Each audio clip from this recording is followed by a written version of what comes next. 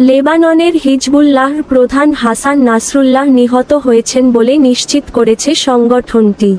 এক বিবৃতিতে সংগঠনটি এই তথ্য জানায় বলে এএফপির খবরে বলা হয়।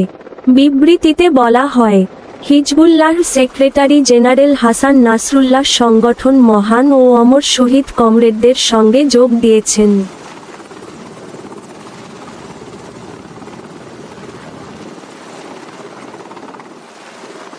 যাদের তিনি ৩০ বছর ধরে নেতৃত্ব দিয়েছেন।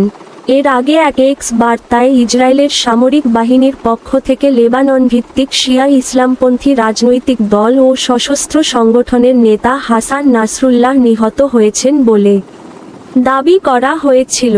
এতে বলা হয়, হাসান নাসরুল্লাহ আর বিশ্বে সন্ত্রাসবাদ পরিচালনা করতে পারবেন না। রাজধানী বৈরুত সহ লেবাননের বিভিন্ন জায়গায় গতকাল শুক্রবার রাতভর বিমান হামলা চালায় ইসরায়েল। জানা যায়, ইরান সমর্থিত হিজবুল্লাহ কমান্ড সেন্টারে সংগঠনের নেতা হাসান নাসরুল্লাহ ও অন্য নেতাদের লক্ষ্য করে হামলা চালানো হয়েছে। এরপরই হাসান নাসরুল্লাহ নিহত হওয়ার খবর জানানো হয়। তবে হামলায় হাসান নাসরুল্লাহর ভাগ্যে কী ঘটেছে তাৎক্ষণিকভাবে হিজবুল্লাহ আনুষ্ঠানিকভাবে কিছু জানায়নি, কোনো বিবৃতি দেয়নি। হাসান নাসরুল্লাহর ৬৪ জন্ম ১৯৬০ সালে। বেড়ে উঠেছেন বৈরুতের পূর্বাঞ্চলীয় উপকণ্ঠের বুর্জ হামুদ এলাকায়। বাবা আব্দুল করিম ছিলেন একজন সাধারণ সবজি বিক্রেতা। তার ৯ সন্তানের মধ্যে নাসরুল্লাহ ছিলেন সবার বড়। ১৯৭৫ সালে লেবানন গৃহযুদ্ধের মুখে পড়লে হাসান নাসরুল্লাহ শিয়া মুভমেন্ট আমাল এ যোগ দেন। পরে ১৯৮২ সালে আরও কয়েকজনের সঙ্গে দলটি থেকে বেরিয়ে যান তিনি। ১৯৮৫ সালে আনুষ্ঠানিকভাবে নিজেদের প্রতিষ্ঠার কথা জানায় হিজবুল্লাহ। তাতে যোগ দেন হাসান নাসরুল্লাহ। হিজবুল্লাহ শুরু থেকেই যুক্তরাষ্ট্র ও তৎকালীন সোভিয়েত ইউনিয়নকে চিহ্নিত করে ইসলামের প্রধান দুই শত্রু হিসেবে।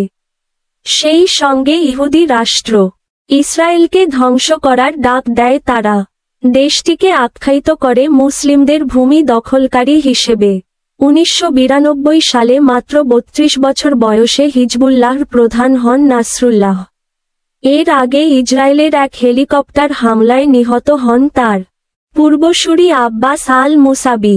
হিজবুল্লাহ প্রধানের দায়িত্ব নেওয়ার পর মুসাবি হত্যার প্রতিশোধ নেওয়া ছিল হাসান নাসরুল্লাহর প্রথম কাজ। সে অনুযায়ী ইসরায়েলের উত্তরাঞ্চলে রকেট হামলার নির্দেশ দেন তিনি। নাসরুল্লাহ লেবাননের দক্ষিণে ইসরায়েলি বাহিনীর সঙ্গেও তার যোদ্ধাদের লড়াইয়ে নেতৃত্ব দেন। এক পর্যায়ে ২০০০ সালে সেখান থেকে পিছু হাটে দেশে ফিরে যান ইসরায়েলি সেনারা। তবে নাসরুল্লাহর ব্যক্তিগত ক্ষতিও কম হয়নি।